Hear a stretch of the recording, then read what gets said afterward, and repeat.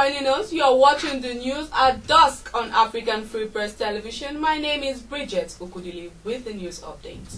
Ekiti State Government has proposed 67 billion naira budget.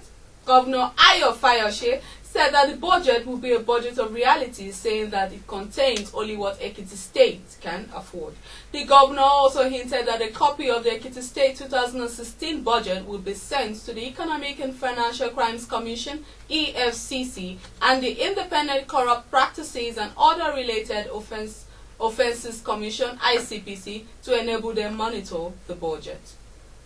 Some Nigerians on Monday faulted the decision of the Nigerian Communications Commission (NCC) to reduce by 25% a 1.4 trillion naira fine earlier imposed on MTN for not disconnecting unregistered subscribers. The NCC last week reduced the fine to 780 billion naira with December 31st, 2015 as deadline for MTN to pay. But some aggrieved Nigerians on Monday criticized the NCC for the decision, describing it as a violation of the fundamental human right, of Nigerians, and a breach of sections of Nigerian laws and the Constitution.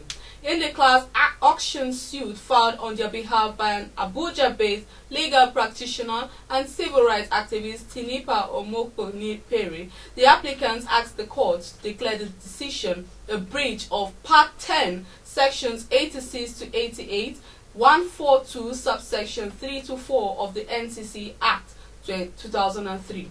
Sections 36, subsection 1 of the 1999 Constitution of the Federal Republic of Nigeria and Article 21, subsection 5 of the African Charter on Human and People's Rights. Accusing the NCC of conspiring with MTN against Nigerians, the applicant said the laws guarantee the fundamental rights of Nigerians to fair hearing and freedom to dispose of their wealth and natural resources in an exclusive interest of the people.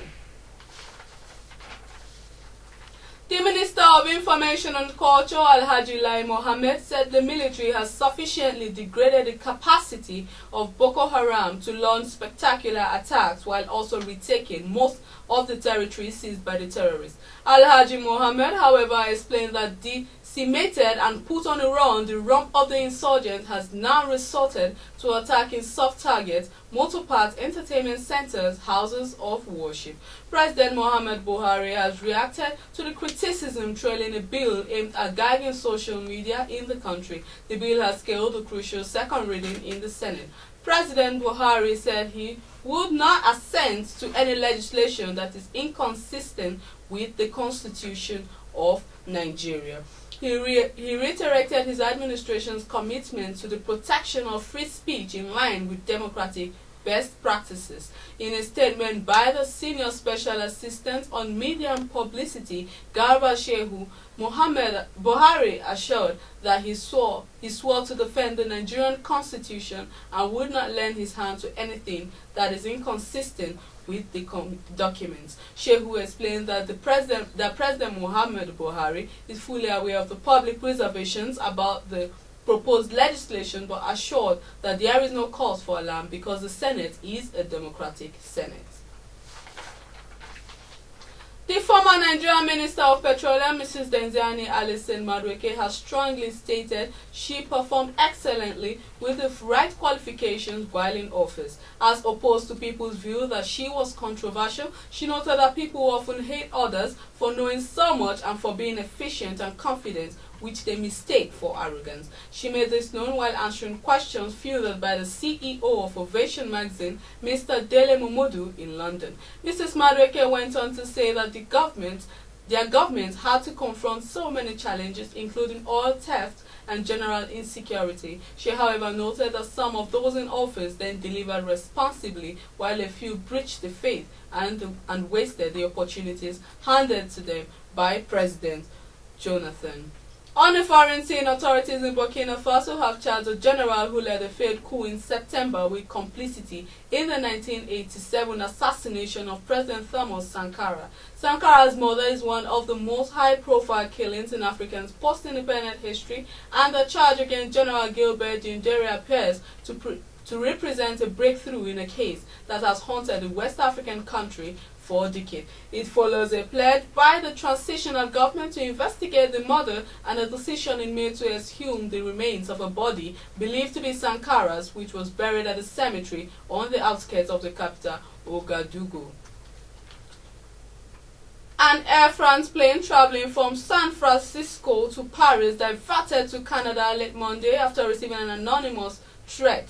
In a tweet, Air France said Flight 83 landed safely at Montreal's Trudeau International Airport just before midnight as a precaution. The airline added that local authorities were carrying out inspections of the aircraft, passengers and baggages and looking into the source of the threat, which was later found to be a false alarm. A South African court ruled on Tuesday that convicted killer Oscar Pistorius can be released on bail of under $700. The 29-year-old so-called Blade Runner was convicted of culpable homicide, the equivalent to manslaughter in South Africa. Law last year for killing law graduate and Mother River Steam Camp on Valentine's Day 2013. An appeals court reversed their results on Thursday and found Pistorius guilty of murder. The double amputee Olympian now faces at least 15 years in jail. A new sentence will be handed down at a later date. Judge Ubri Lidwaba set bail at £10,000 Tuesday after defense lawyer Barry Rooks told the court in Pretoria that the athlete agreed to remain on house arrest but with stricter provisions. Pistorius' bail is fraction of $113,000 bail he paid when he first appeared in court for the fatal shooting. Under the terms of his bail, Pistorius was given permission to leave the house where he is residing between 7 a.m. and noon every day. He is only to be allowed to travel within 20 kilometers of the home and would need written permission to leave, Ledwaba said. Chelsea's boss Jose Mourinho says winning this season's Champions League is Chelsea's best way back into the tournament next term. The Stamford Bridge side go into their final group game against Porto, needing a point to progress to the knockout stages. If Chelsea drops into third place behind the Portuguese club and Dynamo Kiev, they will have to compete in the Europa League, but winning that trophy will see Mourinho's men qualify for next season's Champions League.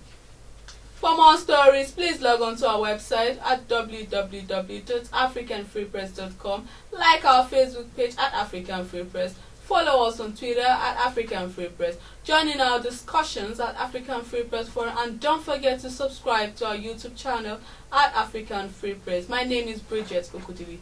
Do have a good night.